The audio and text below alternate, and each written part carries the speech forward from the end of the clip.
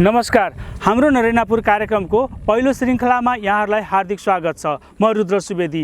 बाँकेको नरेनापुर गाउँपालिकाले एनटिभी कोलपुरसँगको सहकार्यमा तयार पारेको हाम्रो नरेनापुर कार्यक्रम हरेक महिनाको चौथो आइतबार राति 9 बजे र सोमबार बिहान 9 बजे पुनः प्रसारण हुने गरेको छ। हाम्रो नरेनापुर कार्यक्रममा हामी नरेनापुर गाउँपालिकामा भए गरेका विकास निर्माणका गतिविधि, प्रस्तावित योजना, शिक्षा, कृषि, पर्यटन, स्वास्थ्य, रोजगार लगायतका विषयमा चर्चा गर्नेछौँ। आजको अङ्कमा हामीले गाउँपालिकाको परिचय, गाउँपालिकाको सेवा प्रवाह, न्यायिक समितिको काम साथै योजना अनुगमनका बारेमा चर्चा गर्नेछौँ। सुरु गरौँ नरेनापुर गाउँपालिकाका अध्यक्ष इस्तियाक अहमद शाहसँग गरिएको कुराकानीबाट। अध्यक्षज्यू, यहाँलाई हाम्रो नरेनापुर कार्यक्रममा स्वागत छ। धन्यवाद। नरेनापुर गाउँपालिकाको भौगोलिक र विकासको अवस्था कस्तो छ? सबभन्दा पहिला रुद्रजी तपाईँलाई धन्यवाद दिन चाहन्छु। एनटिभीलाई पनि स्थिति चुनावको अगाडि एकदम नराम्रो थियो यहाँको स्थिति। हामी जितेपछि मेहनत गरे, समाजले साथ दिए हाम्रो, त्यसमा डेभलपमेन्ट भइरहेछ। पहिलादेखि चेन्ज आएछ। दिनरात खटिरहेछु त्यसमा। शिक्षा एकदम जीर्ण अवस्थामा थियो यहाँ। मैले धेरै प्रयास गरेको, हाम्रो साथीहरू पनि साथ दिएको। चेन्ज लागिरहेको थियो कि बिचमा कोरोना आइसक्यो।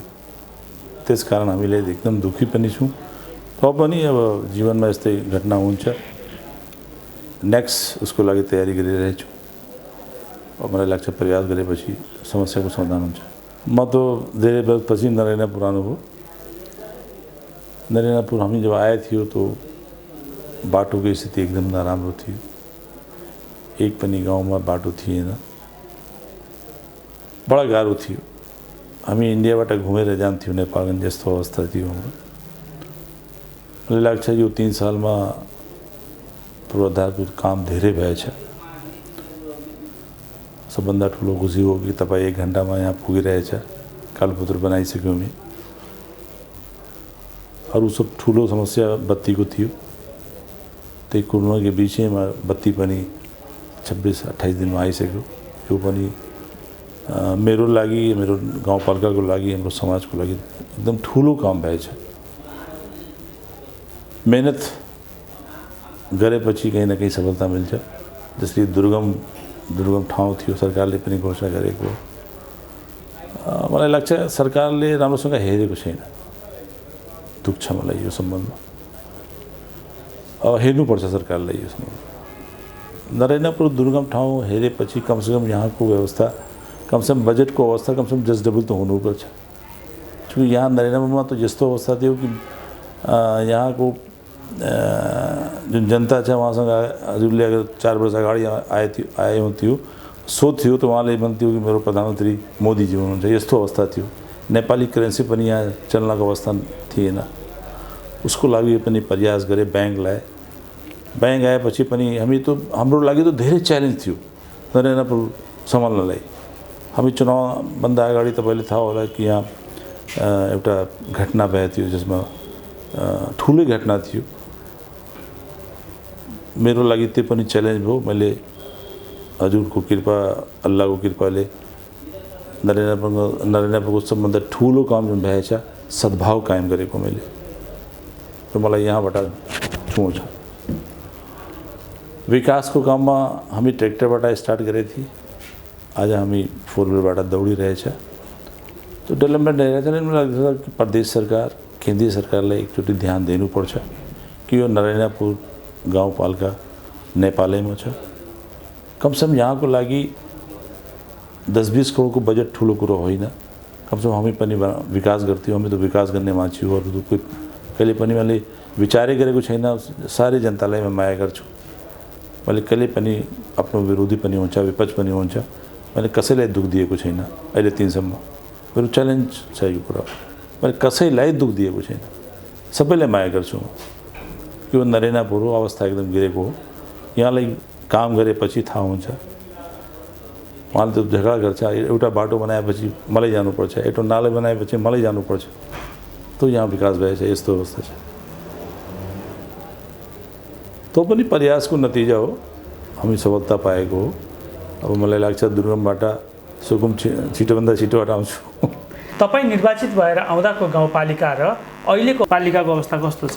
मलाई लाग्छ कि स्टार्टिङमा हामीले धेरै दुख झेलेको, कर्मचारीको अभाव, हामीसँग बट्ने ठाउँ पनि थिएन, त्यो पनि म्यानेज गरौँ। कर्मचारी तो अवस्था यस्तो थियो कि कोही बट्नै सक्दैन, हामीले नेटको प्रब्लम थियो, त्यसकारण हामीले अफिस नेपालमा राखेको थियो। तर यो सालमा सारिदियो, नेटको प्रब्लम नेटको पनि समस्या समाधान भएन। मलाई लाग्छ पहिलादेखि एकदम चेन्ज आएछ, समाजमा पनि परिवर्तन आएछ। यो हाम्रो लागि पनि खुसीको चेतना आएछ कि हामी अब पहिला के विचारै गर्दैन, जस्तै कृषिमा के गर्ने, मात्रै धान रोप्ने, गहुँ रोप्ने। अब यो विचार आइरहेछ कि यसमा फल लगाउनु पर्छ, निम्बु लगाउनु पर्छ। दुनियाँभरको टेक्निकल कृषि हो बेसीको, हाम्रो क्षेत्र कृषि पुरा हबे हो, लेकिन अब सिस्टम थिएन हामीसँग। त्यसको लागि पनि यो सालमा पनि बजेट भी मैले राम्रै राखेको हो। त्यसरी अब बत्ती आएपछि आज 26 वर्ष अगाडि 2टा टेबल भएको थियो, डी बोरिङ भन्नुहुन्छ मलाई, त्यसलाई म लागिरहेछु। अब 2 बोरिङ स्टार्ट भएपछि 3 नम्बरमा अनि 1 नम्बरमा यो स्टार्ट भएपछि किसानलाई कमसेकम 1200 बिघा खेत सिंच्छ, यो पनि ठुलै कुरा हो। अब समस्या बजेटको हुन्छ भने त म धेरै काम गर्थ्यो। त्यही त म तपाईँसँग अनुरोध गर्न चाहन्छु कि यो हाम्रो टिभीबाट कमसेकम सरकारसँग मेरो आवाज पुगोस्, नरेन्द्रपुरको आवाज पुगोस् कि यहाँको समस्या छ, तो कमसेकम कृषिमा शिक्षामा लगानी गर्नुपर्छ। जस्तै अब शिक्षामा पनि स्कुल त 23वटा छन् हामीसँग, मद्रसा पनि छ यति, लेकिन व्यवस्थित छैन। कहीँ टेबल छैन, तो कहीँ मेज छैन, बिल्डिङ छैन। अब त्यसको लागि बजेट चाहियो। लेकिन यो सालमा यो 3 वर्षमा मैले जुन 2-4 एउटा स्कुल यो कन्डिसनमा हामी लाउँ ताकि राम्रोसँग पढाइ होस्। टिचरहरूलाई पनि पटक पटक मिटिङ पनि गऱ्यो। पहिले स्टार्टिङमा त टिचरहरू पनि स्कुल आउँदैन थिए, जो हामी आएपछि फेरि राइट टाइम बनाए हामी, ऊ पनि बुझे कि यहाँ यो काम गर्नै पर्छ। अब स्कुलमा जस्तै किसान भयो, वार्ड नम्बर 6 मा 10+2 गरेँ मैले। एउटा टेक्निकल स्कुल पनि परेको हो, हजुरलाई थाहा होला, कृषिको बिल्डिङ बनाइरहेछु। यो सालमा कोरोना आएपछि मलाई लाग्छ त्यहाँ 1500 अहिले 1200 केटाको एडमिसन बेसिक। मैले एउटा निःशुल्क बस पनि चलाएको थियो, चूँकि 1 देखि 4 सम्म एजुकेसनको बिल्कुल अवस्था जिरो अवस्थामा था, जिरो अवस्थामा। त्यस कारण मैले प्रयास गरेको, प्रयासमा सफल पनि भएँ हामी। त्यहाँ केटा यो सालमा करिब 150 केटाले एडमिसन गराएको हो किसानमा। मलाई लाग्छ यो चेतना हो, यो प्रगति हो नरेन्द्रपुरको। प्रयास गरेपछि मलाई लाग्छ सफलता हासिल हुन्छ। त्यसै पनि बजेट कार्यान्वयन तथा योजना छनौटको अवस्था कस्तो छ? जहाँ केही पनि थिएन, जो त्यहाँ बाटोको अभाव, बजेटको अभाव त धेरै छ। एउटा बाटो बनाउनलाई करोड रुपियाँ चाहियो। 3 वर्ष मैले बिताएँ, एक पनि बाटो आफ्नो पैसाबाट कालोपत्र गर्न सक्दैन हामी, पैसै छैन। बजेट त धेरै लाग्छ, त्यही अब सेली जान्छ सबैलाई, स्वाद हेर्नुपर्छ। जो विकासको काममा 10-12 करोड रुपियाँ लाग्छ। अब यहाँ 50 गाउँ छ, सबै ठाउँ हेर्नुपर्छ, गल्ली पनि बनाउनुपर्छ, मेन बाटो बनाउनुपर्छ। मैले त मेन बाटो बनाएको। अब जसरी पहिला यो जति बोर्डर लिङ्क रोड थियो भारत जानलाई, सब 2.5 मिटर थियो, 2 मिटर थियो, 3 मिटर थियो, त्यसलाई मैले 8 मिटर बनाएको। गाली मैले खुब खाएको, दिन बनाएँ मैले। अब मेरो चाहना थियो कि सरकार बजेट प्रावधान थियो, तो कमसेकम कालोपत्रमा पनि हामी छौँ, त्यो पनि विकासको मूलाधार हो। जस्तो यो योजनाहरू कसरी छनौट गर्नुहुन्छ नि? अब योजना त हाम्रो पार्लियामेन्ट संसद हाम्रो जुन 32 जनाको त बस्छौँ हामी, परिषदमा पास हुन्छ, फेरि निर्णय गर्छौँ हामी कुन वार्डमा वार्ड अध्यक्षहरू माग्छ मसँग। मागेपछि उहाँलाई फेरि छनौट गरेपछि उहाँले त 50वटा माग्छ। अब हामी 2-4 वटा जुन बजेटको अभाव कारणले सब दिन सक्दैन, त्यसकारण फेरि जुन मूल बाटो छ त्यसले बनाउँछु। यस्तै गरिरहेछ। जस्तो अब नरेन्द्रपुर गाउँपालिकामा कृषिको सम्भावना चाहिँ अपार छ यहाँ सिँचाइ छैन, यहाँले अघि पनि भन्नुभयो। बत्ती बिजुली चाहिँ झन्डै 26 वर्षपछि बिजुली आयो। यो अवस्थामा यो कृषिको सम्भावनालाई पालिकाले कसरी अगाडि बढाउँछ? मलाई लाग्छ कि अब मौका मिलेछ जुन बत्ती आएपछि हामी अब केही न केही यसको बेनिफिट लिन्छौँ। किसानहरूसँग पनि मिटिङ गरेको मैले, यहाँको जो कर्मचारी छ, कृषकको प्रमुख उहाँसँग पनि आज मैले घरमा पनि बोलाएको थिएँ उहाँलाई कि जसरी पनि यो डी बोरिङ स्टार्ट गरेको कम से कम 12 से बिघा सिंचेपछि जो कम से कम 100 परिवारलाई फाइदा हुन्छ। अर्को जहाँ जुन ठाउँमा पानीको एकदम अवस्था नराम्रो छ त्यहाँको लागि डी बोरिङको लागि तपाईँ प्रोजेक्ट बनाउनुहोस्। अनि साना बोरिङ जुन आउँछ, साना टेबल, त्यसलाई यो साल पनि मैले भनेको राखौँ 25 कम से कम। यो जस्तो 3 नम्बरमा जो बोर्डर एरिया छ यहाँ बोरिङको धेरै अभाव छ। 5 नम्बरमा हुलासपुर यहाँ बहुत धेरै अभाव छ। तो 25-30 बोरिङ यो सालमा मगाएर त्यहाँ जडान गर्ने यो पनि। लेकिन अब तपाईँले भन्नुहुन्छ अब सही कुरा हो, लेकिन मैले भनिरहेको छु कि बजेटको अभाव कारणले म त यसको पुरा 1 देखि 6 हामी डिपिआरको तयारी गरिरहेछौँ। म बुटोल गए थियो तो उहाँले भन्नुभयो कि वहाँ के हुनसक्छ, क्याम्पस कहाँ बनाउने, क्याम्पसको लागि पनि कुरा भयो। ठुलो जुन बाटो छ हामीसँग बजेटै छैन। जसरी 5 नम्बरदेखि सोनबर्सा बाटो 6 किलोमिटरको बाटो छ। अब त्यसलाई कालोपत्र बनाउनलाई कम 6 करोड रुपियाँ चाहियो। गङ्गापुरदेखि जम्नी हुलाकी रोड जोड्न यो पनि माग गरेको मैले, त्यहाँको लागि पनि 2.5 करोड रुपियाँ चाहियो। यस्तै समस्या छ, यति पैसा छैन हामीसँग। मलाई लाग्छ सरकारलाई कमसेकम यो 2 वर्षमा, अब त एकै पिरियड छ हामीसँग, दिएपछि यहाँको लागि राम्रो हुन्थ्यो। जनता पनि यहाँको माया गर्थ्यो सरकारलाई कि हाम्रो पनि सरकार छ, काठमाडौँमा बसिरहेछ मन्त्रीहरू। म त अनुरोधै गर्न सक्छु, अब के गर्ने, लडाइँ गर्ने आवश्यकता छैन हामीसँग। बजेट कार्यान्वयन तथा योजना छनौटको अवस्था कस्तो छ? मलाई लाग्छ कि अब स्वास्थ्य, शिक्षा और कृषि यो 3टामा लगानी गर्नुपर्छ जसरी पनि। मलाई लाग्छ बत्तीको कारणले धेरै विकास रोकेको थियो। अब बत्ती आएपछि जसरी स्कुलमा पनि बत्ती थिएन, मैले यो हप्ता अगाडि सबै निर्णय गरेको हो कि सब ठाउँमा बत्ती पुगाउनु पर्छ। बत्तीको जुन डाइरेक्टर था मैन ठाकुर, उहाँसँग म डेली कुरा गर्छु। अहिले काठमाडौँमा हुन्छ, जो पनि कुरा भएको थियो कि बत्ती अफिसमा त हाम्रो आइसक्यो, मेन हाम्रो जनता हो जहाँलाई कसरी पुगाउने। तो उहाँले भन्नुहुन्छ केही न केही प्रब्लम आउँछ, केही मुद्दा पनि कोही चलिरहेछ, त्यसको कारण रोकेको हो। उहाँले भन्नुभएको थियो कि 15-20 दिनमा फेरि टेन्डर भइरहेछ। अब गाउँ बत्ती हामी 6 महिनामा एक टोलमा बत्ती जलाइदिन्छु वादा गरेको हो। म पनि प्रयासै गरिरहेछु। तो मलाई लाग्छ यो सपना पनि जनताको पुरा हुन्छ। कोभिड-19 का कारण नरेनापुर गाउँपालिकाको विकासमा कस्तो असर पर्यो? कोभिड-19ले पुरै देशलाई दुःख दिएको हो, पुरै संसारलाई दुःख दिएको हो। अब नरेन्द्रपुरमा पनि यसको असर भएछ। सबभन्दा ठुलो असर मलाई लाग्छ शिक्षामा भएछ। कम से कम हामी 3 साल पछाडि गइसक्नु हो। तपाईलाई मलाई लाग्छ कि जब यहाँ कोरोनाको हब थियो त तपाईँ कतिचोटि आउनुभएछ। एकदम दुखद घटना थियो, एकदम टेन्सनको जिन्दगी थियो। र आया अवस्था छ कि म तपाईँसँग कुरा गरिरहेछ भन्दा वो अवस्थामा कुरा पनि गर्न मुस्किल थियो। कति पत्रकार फोन आउँथ्यो, के बोल्थ्यो थाहै छैन मलाई, यस्तो भए हालत थियो मेरो। फेरि मैले भन्छु कि सरकारले त्यो पनि निगाह गरेन त्यो ठाउँमा पनि। कम से कम कोरोना जुन ठाउँमा आएको थियो, हामीले बजेट खर्च गरेको थियो, अर्को ठाउँमा बजेट सब कोही 4 करोड खर्च गरेको, कोही 5 करोड खर्च गरेको। मैले तो 100 करोडमा सब निप्टाएको। त्यसमा खाद्यान्न पनि मैले दिएको, राहतको लागि पनि दिएको, सब मिलाएर 1 करोड 40 लाख खर्च गरेको। अहिले वो पैसा पनि सरकारले पठाएको छैन। त्यो हामीले योजना काटेर त्यो काम चलाएको हो। जुन बाटोघाटो पैसा थियो त्यही त मैले युज गरेको। मलाई लाग्छ कि नरेन्द्रबाट माया काम छ। अब यो म जुन बोलिरहेछु यो हाम्रो मुल्कमा जान्छ त मन्त्रीजी पनि सुन्नुहुन्छ।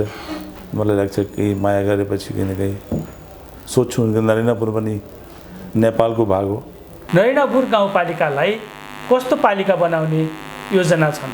रुद्रजी मलाई लाग्छ कि धेरै परिवर्तन आएछ। तपाईँ पनि बुझ्नुहुन्छ, जस्तै यहाँ ब्याङ्क थिएन, हामी 6 महिना लडाइँ गरे ब्याङ्कको लागि, फेरि ब्याङ्क ल्याए सनराइजले। यो अहिले म्यानेजर हुनुहुन्छ उहाँको, यो पनि एकदम सङ्घर्ष गरेको मेरो जस्तै। यहाँ त मकान ब्याङ्कको लागि पनि बिल्डिङ थिएन, जुन मकान दिएको हो त्यसले भने अब समाज सम्झिनुहोस् कति पछाडिको समाज थियो। त्यसको मकान दियो उसले भने कि बाबालाई मतलब मलाई प्रमुखजीलाई 12,000 में दिने, ब्याङ्कले 30,000 दिए थियो, उसलाई नदिने। मलाई 1 हप्ता लाग्यो सम्झाउँदा, फेरि ब्याङ्कलाई ट्रान्सफर गरेँ। अब ब्याङ्क स्टार्ट भयो। अब ब्याङ्क स्टार्ट भएपछि फेरि नेटवर्क प्रब्लम आयो, त्यसको लागि लडाइँ गऱ्यो। 1 महिना लाग्यो त फेरि उनको अर्कै सिस्टम चाहिँ त्यहाँ टावर खडा गर्नुभयो, फेरि ब्याङ्क स्टार्ट भयो। अब ब्याङ्क स्टार्ट भएपछि अब खाता कसले खोलाउने, यो पनि समस्या आयो। भाइ मैनेजरसँग बोलाएर मिटिङ गरेँ, तपाईँ चिन्ता नगर्नुहोस्, म महिना 2 महिनाभित्र यति राम्रो काम गर्नुहुन्छ तपाईँ कि तपाईँ पनि भक्क हुन्छ। जनतालाई बोलाए, मिटिङ राखेँ, मैले सम्झाएँ कि जति तपाईँको एकाउन्ट इन्डियामा खोलेको उहाँको पनि मजबुरी थियो, पैसा कहीँ आउँथ्यो साउदी अरबबाट, गल्फबाट, जहाँबाट। 3 महिनाभित्र सबै एकाउन्ट इन्डियाको म नेपालमा लाएँ। यो सबै मेरो पिरियडमा भएछ। लाएर अहिले 7,000 एकाउन्ट खुलिसक्यो सनराइज ब्याङ्कमा। अहिले महिनाको 4 करोडको टर्नओभर चलिरहेको थियो। कति ठुलो काम भएछ यो। कमसेकम नेपाली करेन्सीलाई थाहा भयो नेपाली करेन्सी कसरी हुन्छ।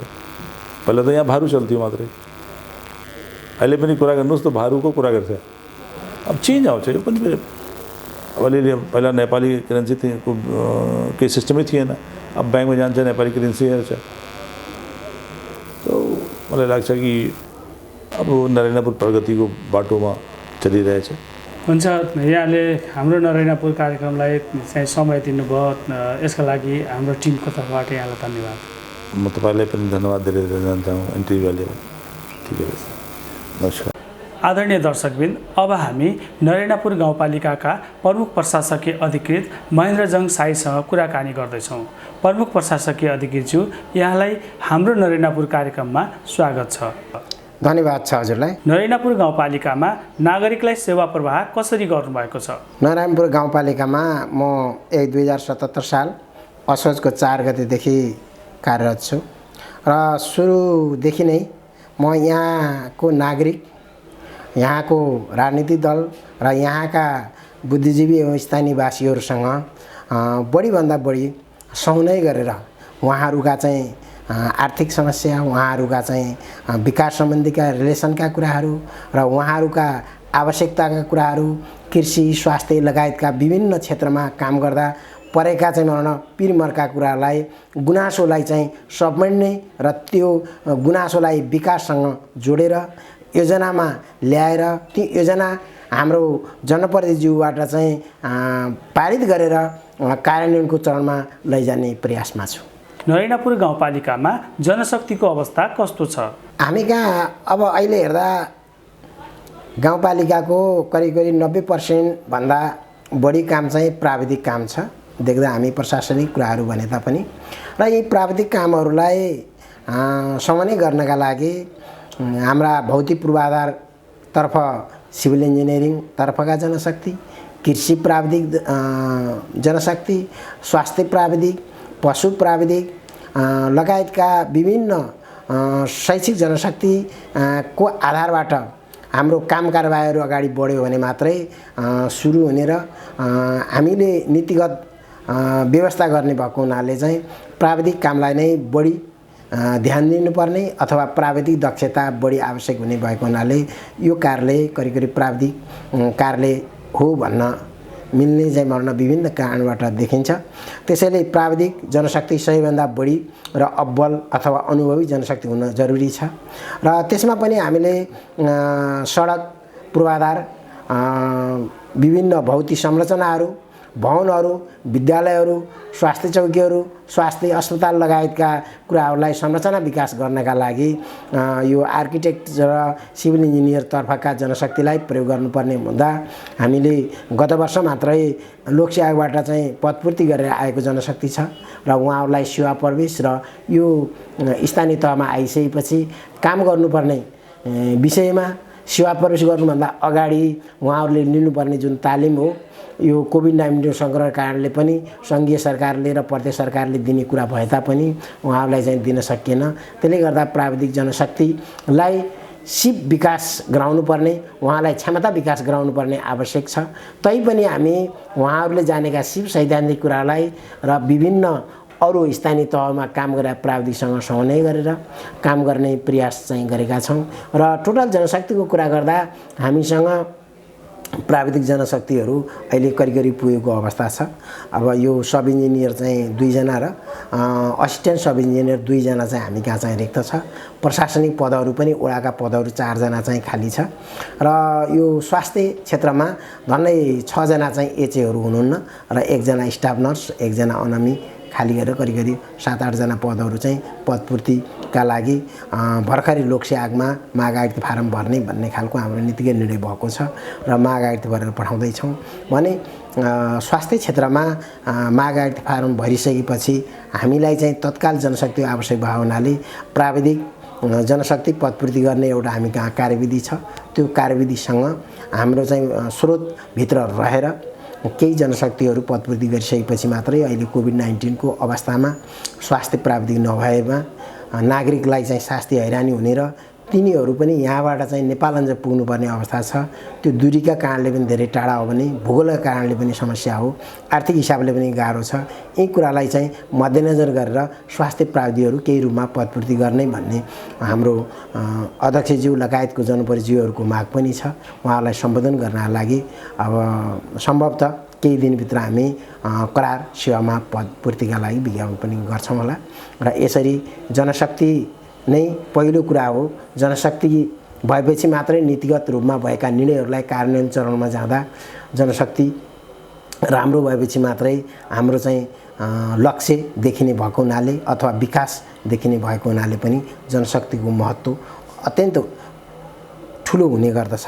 त्यसैले यहाँहरूले राखेको यो जिज्ञासालाई हामी यसरी मेट्छौँ भन्ने म यो यहाँहरू मार्फत सबैलाई जानकारी गराउन चाहन्छु। नरेनापुर गाउँपालिकामा राष्ट्रसेवक कर्मचारी र जनप्रतिनिधि बीचको सम्बन्ध कस्तो छ? यहाँले चाहिँ बडो महत्त्वपूर्ण कुरा चाहिँ उठाउनुभयो। वास्तवमा जनप्रतिनिधि र कर्मचारी बीचको आन्तरिक मिलमिलाप राम्रो हुन सकेन अथवा कोरिलेसन हुन सकेन भने काम गर्न गाह्रो चाहिँ हुन्छ। र हुन त यहाँले उठाएका कुराहरू बाहिर अरू स्थानीय तहका हकमा चाहिँ सुन्नुभएको होला, तर नरेनापुर गाउँपालिकामा त्यो सम्बन्धका बारेमा कहीँ कतै मिडियामा आएको पनि छैन र आउँदैन पनि। मलाई लाग्छ हामी कहाँ चाहिँ नङ र मासुको जस्तो एकदम प्रगाढ सम्बन्ध रहेको मैले पाएको छु। हाम्रो जनप्रतिनिधिहरू असाध्यै चाहिँ आफूलाई ख्याल गर्नुहुन्छ र आफूलाई आएका समस्याहरूलाई कसरी हल गर्ने, प्राविधिक कुराहरू चाहिँ कुन प्राविधिकसँग समन्वय गर्ने र प्रशासनिक कुराहरूमा पनि हामी कहाँ रहेका कतिपय चाहिँ शीर्ष निकायसँग टच भएका कुरा छन्, कतिपय चाहिँ प्रमुख प्रशासकसँग छन्, कतिपय महिला बालबालिकाहरूसँग र कतिपय चाहिँ स्थानीय स्वास्थ्य सम्बन्धी रिलेसन भएका कुराहरूले गर्दा पनि उहाँहरूसँग प्रत्यक्ष भेटघाट गरेर प्रत्यक्ष रूपमा विभिन्न चाहिँ आम बैठकहरू बोलाएर त्यो छलफल गरेर र हामी कहिलेकाहीँ दुई पक्ष कहिलेकाहीँ चाहिँ त्रिपक्ष बैठकहरू बसेर आपसी समस्यालाई समाधानका रूपमा लैजाने सकेसम्म हामीले आएका विवादहरूलाई विन सिचुएसनमा पुर्याउने कुरा गरेका छौँ। त्यसले गर्दा हाम्रो र जनप्रतिनिधि बीचको सम्बन्ध असाध्यै राम्रो भएको कुरा म जानकारी गराउँछु। धन्यवाद यहाँलाई। धन्यवाद यहाँलाई पनि। यो जुन मिडिया मार्फत जुन हाम्रो नरेनापुर गाउँपालिकाको जनशक्ति कर्मचारी र विकासका सन्दर्भमा चासो राखेर यो सार्वजनिक गरिदिने जुन अवसर दिनुभयो त्यसका लागि पनि यहाँप्रति आभार व्यक्त गर्छु। हवस्, धन्यवाद। आदरणीय दर्शकबिन, अब हामी नरेनापुर गाउँपालिकाका लेखा प्रमुख प्रकाश अधिकारीसँग कुराकानी गर्दैछौँ। लेखा प्रमुखज्यू, यहाँलाई हाम्रो नरेनापुर कार्यक्रममा स्वागत छ। धन्यवाद। नरेनापुर गाउँपालिकाको वित्तीय प्रगति कस्तो छ? नरेनापुर गाउँपालिकाको वित्तीय प्रगति एकदम चार्टमा हेर्ने भने एकदमै राम्रो छ हैन। आर्थिक वर्ष 2076-77 हाम्रो कुल निकासा भएको रकम 34 करोडमा झन्डै हामीले 33 करोड रकम खर्च गरेका थियौँ।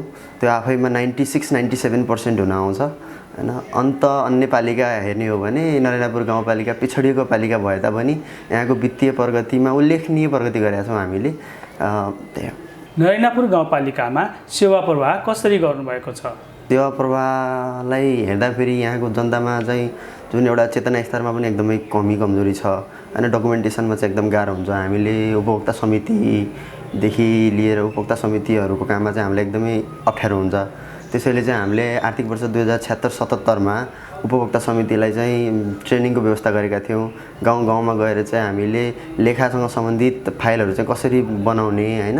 अनि त्यसपछि छिटो छरितो पेमेन्ट लिनलाई चाहिँ कसरी फाइलहरू म्यानेज गर्ने। अब काम हुन्छ तर चाहिँ फाइल नमिलेर पनि कति दिन चाहिँ अडाउनु पर्ने हुन्छ कि काम फिल्डमा काम पनि भएको छ तर डकुमेन्टमा भएको छैन हैन। अब त्यसरी पनि अडाउनु पर्ने हुन्छ। त्यो सिर्जना चाहिँ अवस्था चाहिँ सिर्जना नहोस् भनेर हामीले उपभोक्ता समितिहरूलाई पनि ट्रेनिङ दिएको छौँ। अब हामीले हाम्रो कार्यालयमा आउने सबै सेवाग्राहीलाई चाहिँ यसरी लेखाले चाहिने चाहिँ डकुमेन्टहरू बनाउनु होला।